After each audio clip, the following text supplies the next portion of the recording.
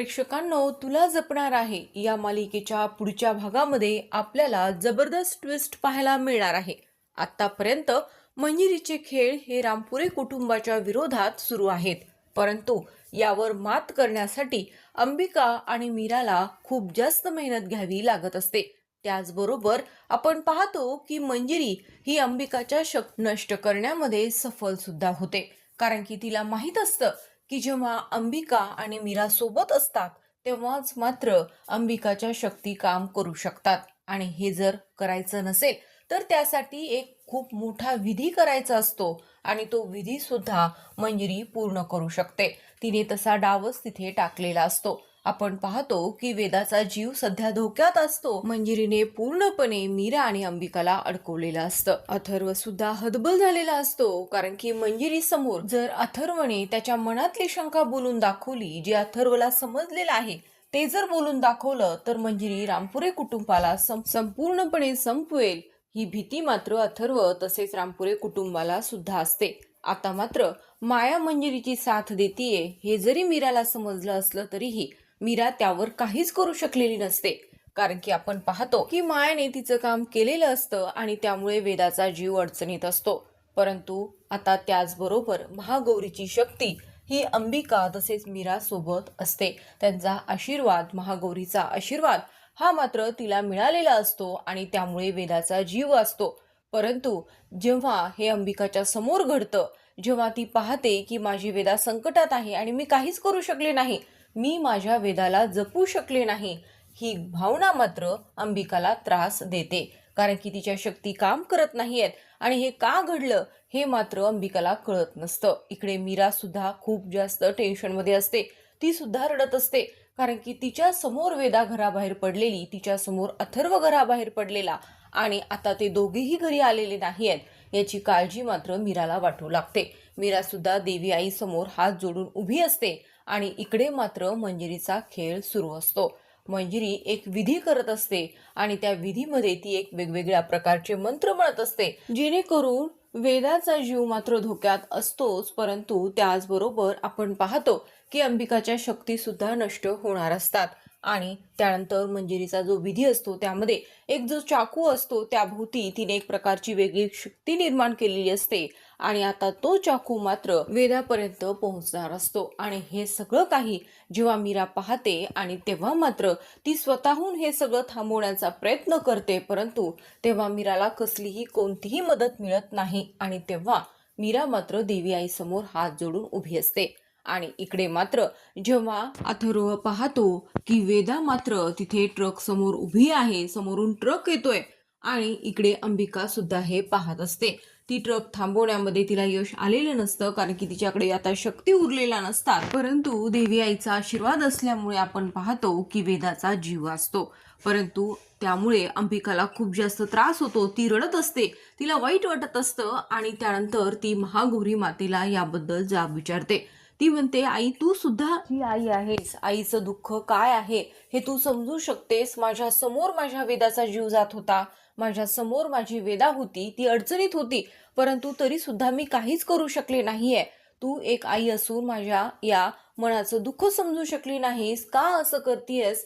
मला एकदाच संपवून टाक. मी एक आत्मा असूनही हा जो मला त्रास होतोय तो आता मला असह्य होत आहे, असं मात्र अंबिका तिथे देवी समोर म्हणत असते. देवी आई तू माझं दुःख समजून घे आणि यातून मला मार्ग दाखव, नाहीतर यातून मला मुक्त कर, असं मात्र अंबिका म्हणत असते.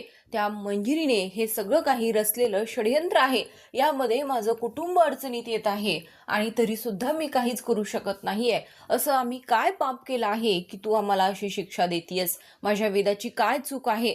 तिला एवढा त्रास होतोय, ती मंजिरी अनेक षडयंत्र करतीये, आम्ही हे थांबवू शकत नाहीयेत, आम्हाला यातून मार्ग दाखव देवी आई, असं म्हणून हात जोडून आपण पाहतो की अंबिका देवी समोर रडत असते.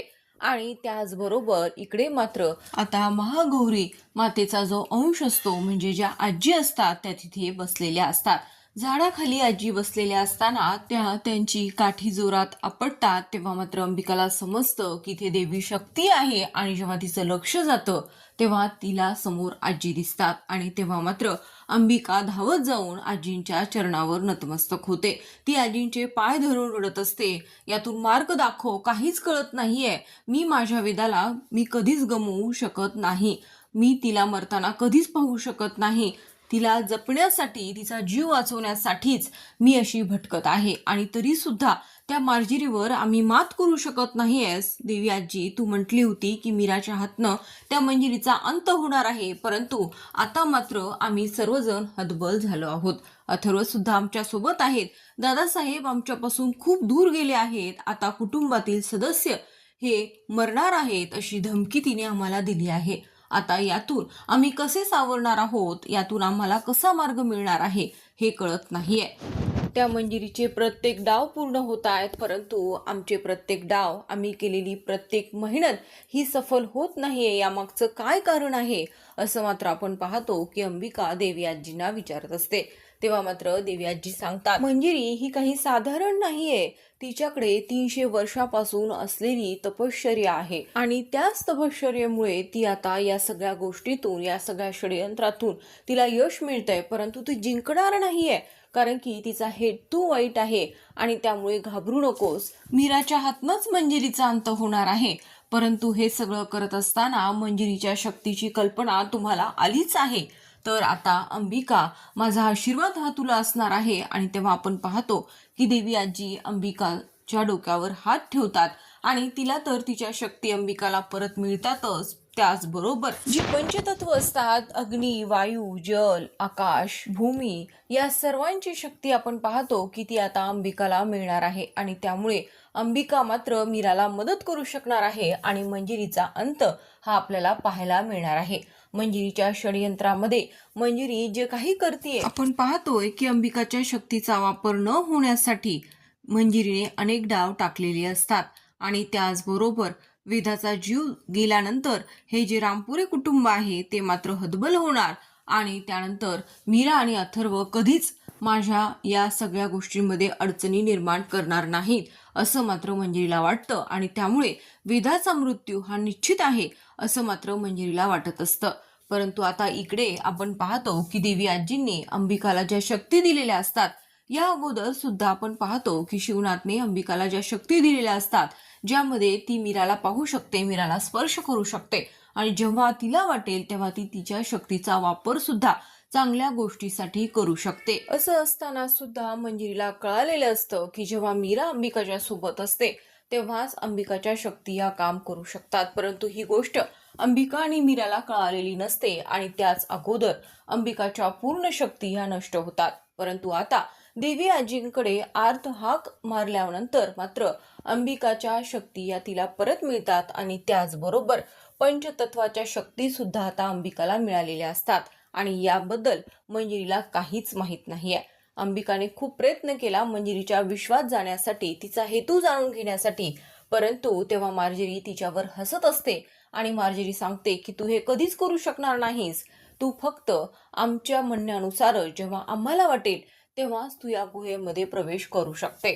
तू अंबिका काहीच करू शकत नाहीस असं मात्र ती मार्जरी म्हणत असते. परंतु आता त्याच गुहेमध्ये अंबिकाचा प्रवेश होणार आहे आणि त्याच गुहेतून अंबिकाला मंजिरीचं जे चिरतरुण होण्याचं ध्येय आहे आणि त्यानंतर मीराचा मृत्यू, मीराचं बाळ, या सगळ्या गोष्टींबद्दल जेव्हा अंबिकाला समजणार आहे तेव्हाच मात्र मंजिरीच्या त्या ध्येयावर मोठा आघात हा मात्र मीरा आणि अंबिका करू शकणार आहेत. तर आता प्रेक्षकांनो, हा मालिकेत आलेला नवा ट्विस्ट हा मालिकेचा शेवट असू शकतो की एक नवा प्रवास असू शकतो, हे सुद्धा आपल्याला पाहायला मिळणार आहे. कारण की जर अंबिकाच्या आत्म्याला पंचतत्वाच्या शक्ती मिळाल्या असतील तर अंबिकाचा आत्मा एक आत्मा नसून एक मनुष्य रूपामध्ये तो देह निर्माण होणार की यातून आत्म्याच्या रूपामध्ये अंबिका ही मंजिरी समोर उभी राहणार. हे पाहणे इंटरेस्टिंग होणार आहे.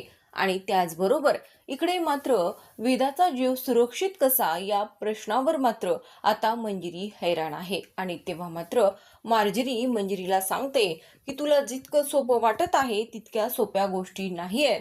आणि तेव्हाच मात्र मंजिरीचं खरं रूप हे सर्वांसमोर येणार आहे. कारण की मंजिरी ही एक मार्जरी आहे. 300 वर्षापूर्वीची तिची ही जी तपश्चर्या आहे आणि तिचा हा जो कवड्यांचा खेळ आहे, जिने नियतीपासून या कवड्या हिसकावून घेतल्या होत्या फक्त स्वतःचं चिरतरुण हे स्वप्न, हे ध्येय पूर्ण करण्यासाठी. आणि आता त्याच कवड्या नष्ट करण्याची वेळ सुद्धा आलेली आहे. मित्रांनो, पुढील भाग खूपच इंटरेस्टिंग असणार आहे. कारण मंजिरीला कोणतीच कल्पना नाहीये की अंबिकासोबत काय घडलंय आणि अंबिकाला कोणत्या शक्ती मिळालेल्या आहेत. आणि त्यानंतर आता सहजच मंजिरीवर अंबिका आणि मीरा मात करू शकणार आहेत. मंजिरीचे प्रत्येक डाव हे पलटून लावणार आहेत आणि हे आपल्याला पुढील भागात पाहायला मिळणार आहे. आणि त्याचबरोबर ज्या गोष्टीची प्रतीक्षा आपल्या सर्वांनाच होती ती गोष्ट म्हणजे अथर्व समोर अंबिका येणार आहे. कारण की वेदाचा जीव हा अंबिकामुळे वाचलेला आहे ही गोष्ट मात्र आता मीराला अथर्वला सांगावी लागणार आहे. आणि तेव्हा मात्र अथर्व अंबिकाला भेटण्याची इच्छा व्यक्त करतो. कारण की मीराला अंबिका दिसते आणि प्रत्येक गोष्टीमध्ये अंबिकाताई माझ्यासोबत आहे आणि आम्ही दोघीजणी मिळून मंजिरीचा अंत करणार आहोत ही गोष्ट मात्र अथर्वला जेव्हा समजते तेव्हा मात्र अथर्व मीराला भेटण्याची इच्छा व्यक्त करतो. आणि तेव्हा आपण पाहतो की मीरा ही अंबिकाला अथर्व समोर आणणार आहे. तर आता प्रेक्षकांनो, तुला जपणार आहे या मालिकेमधले लेटेस्ट ट्विस्ट आणि टर्न पाहण्यासाठी चॅनलला सबस्क्राईब करा. व्हिडिओ आवडला असेल तर व्हिडिओला लाईक आणि शेअर करायला मात्र विसरू नका.